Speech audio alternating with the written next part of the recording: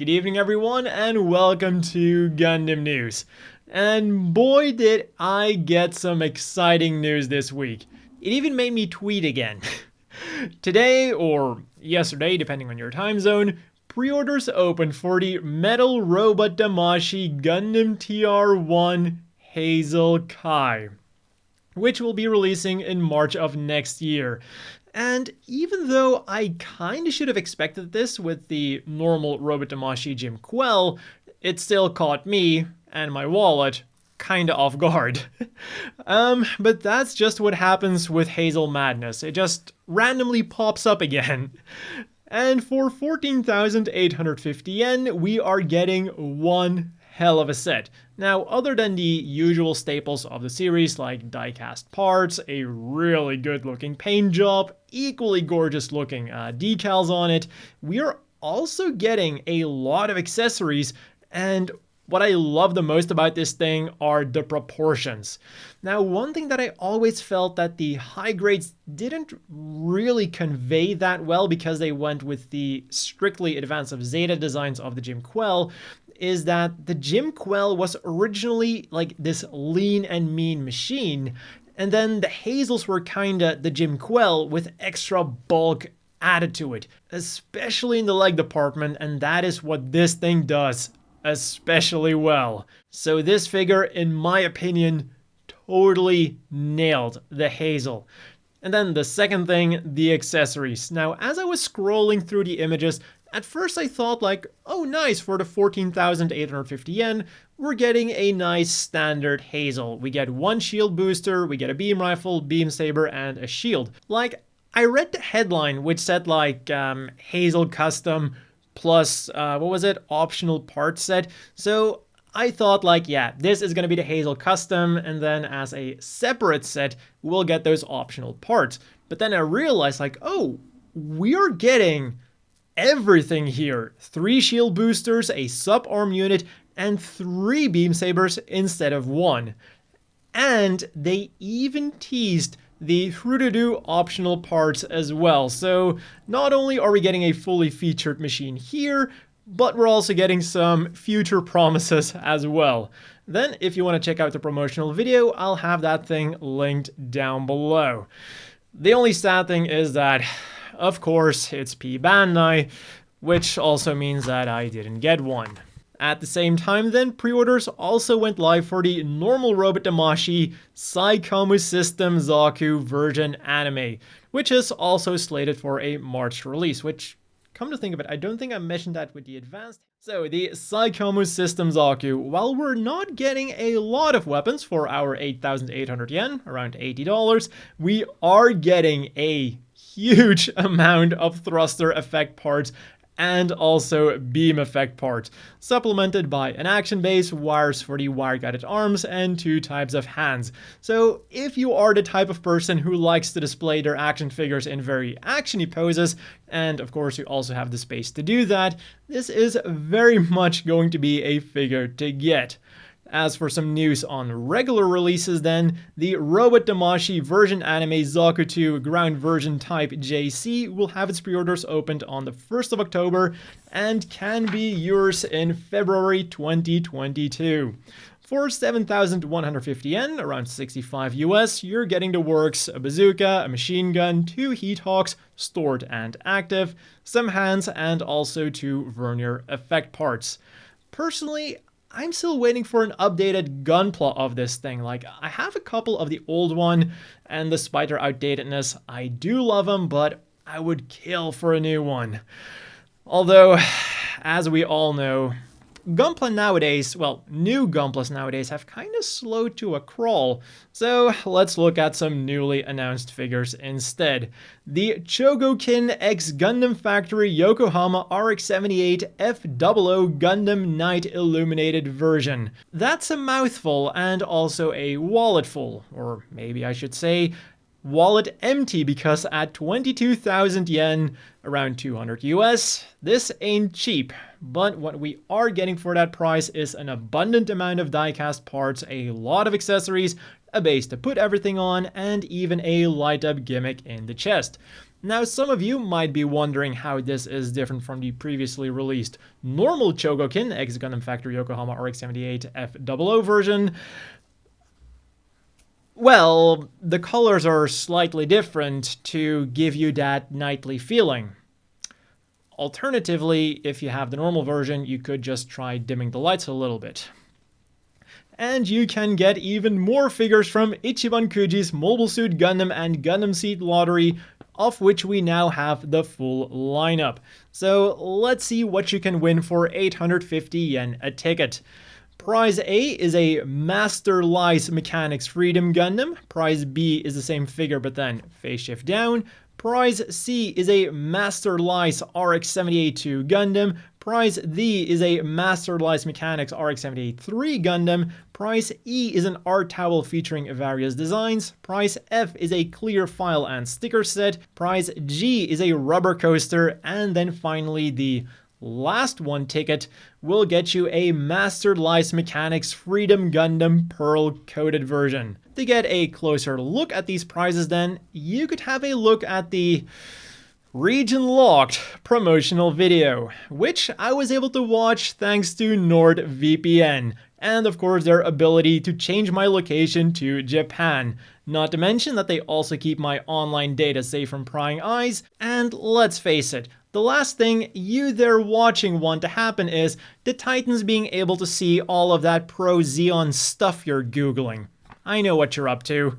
And if you use my link down below or the code KKRT, you'll get a 2-year plan plus bonus gift with huge discount that you can use on 6 different devices. As for that promotional video then, well, it is a fancy montage of the stuff we can get, and they show off all of the details on those Master Lice figures. I wonder if we're ever gonna get a regular release under the Master Lice banner, or if that's really going to be an Ichiban Takarakuji thing, because they kind of helped with designing this if I read everything correctly.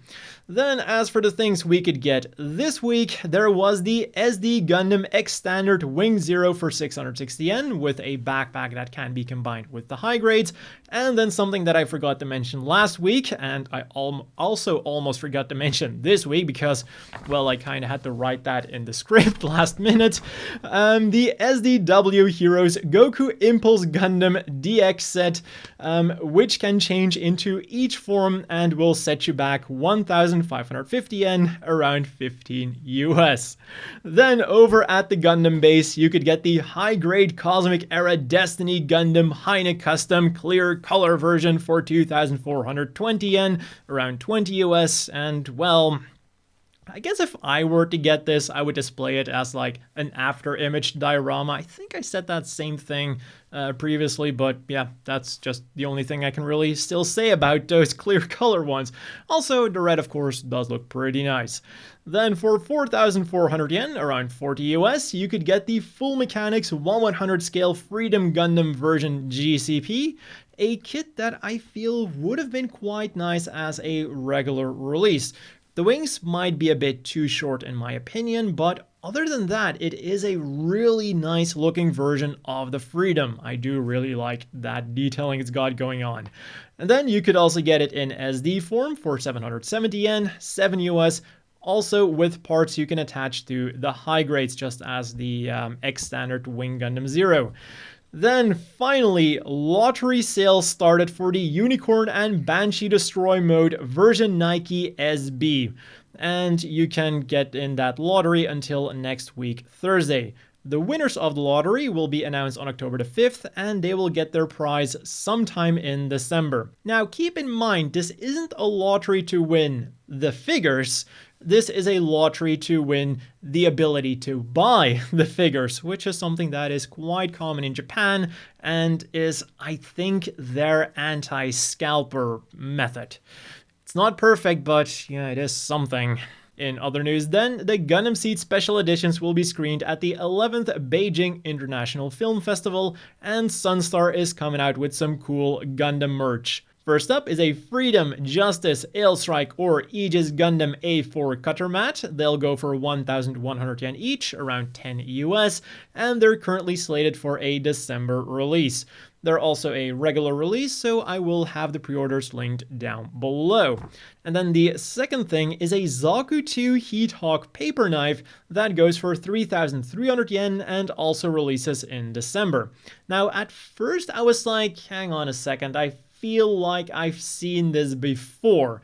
But then I googled it and I realized that, oh, this is a recolor of a like metal colored one that that was released a little while back, and we also got a Char custom one as well. So that explains why I had seen it before, but unfortunately this is a P Bandai exclusive. And with that, it is time to have a look at this week's Gundam apparel. First up from Bankore, we're getting an Earth Alliance and Zaft blouson for 18,600 yen each, which is around 260 yen.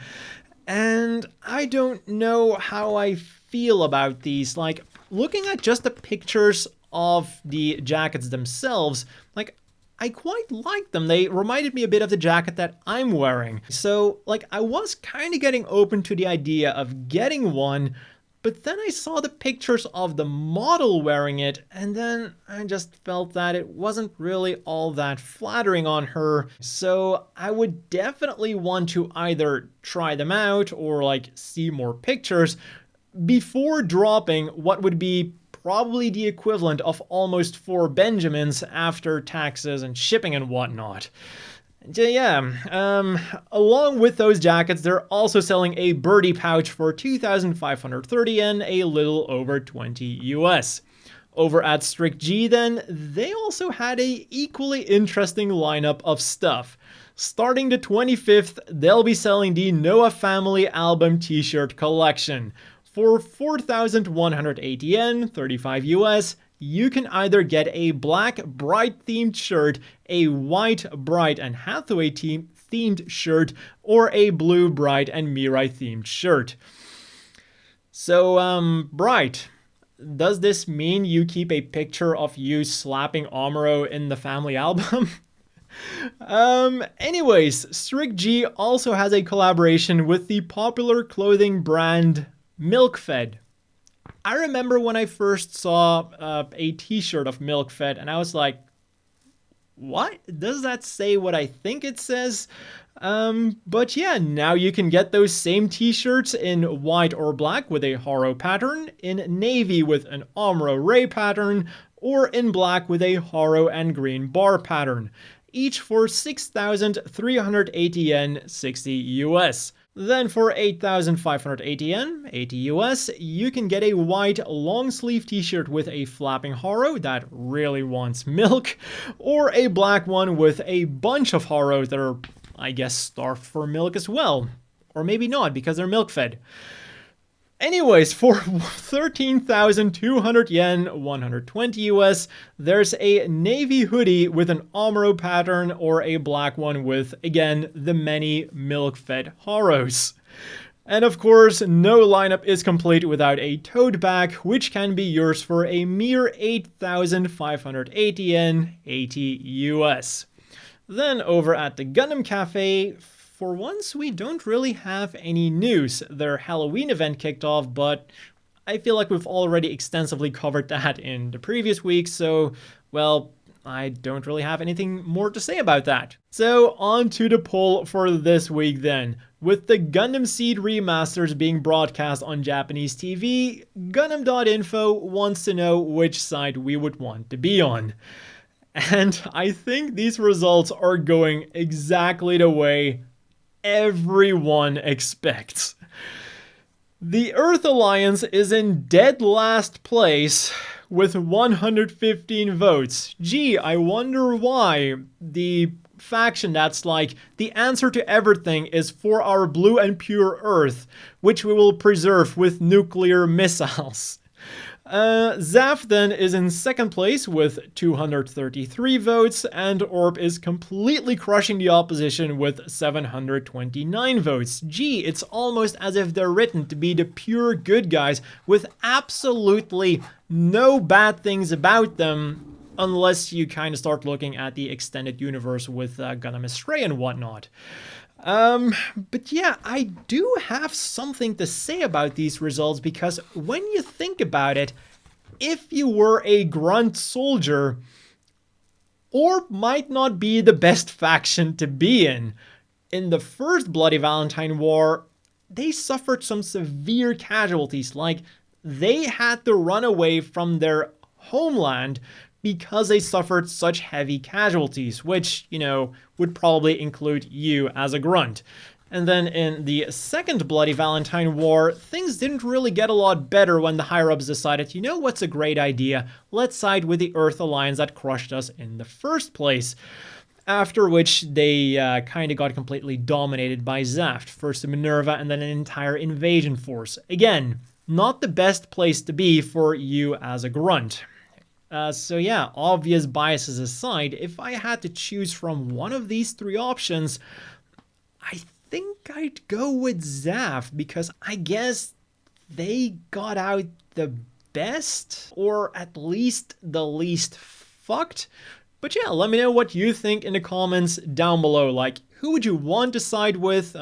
Like, with your heart, and who would you side with your brain? If it was up to me and I could choose whatever, I think I would just go with something like the Junk Guild or a mercenary group, because in the Gundam Seed universe, like the Cosmic Era, that seems to be the best option by a long shot. So that has been all for this week's Gundam news, powered by NordVPN. Again, links down below, or use the code KKRT. As always, a big thank you to the Patreon supporters. I hope everyone watching has a great evening, and I'll see you all next week with more Gundam news.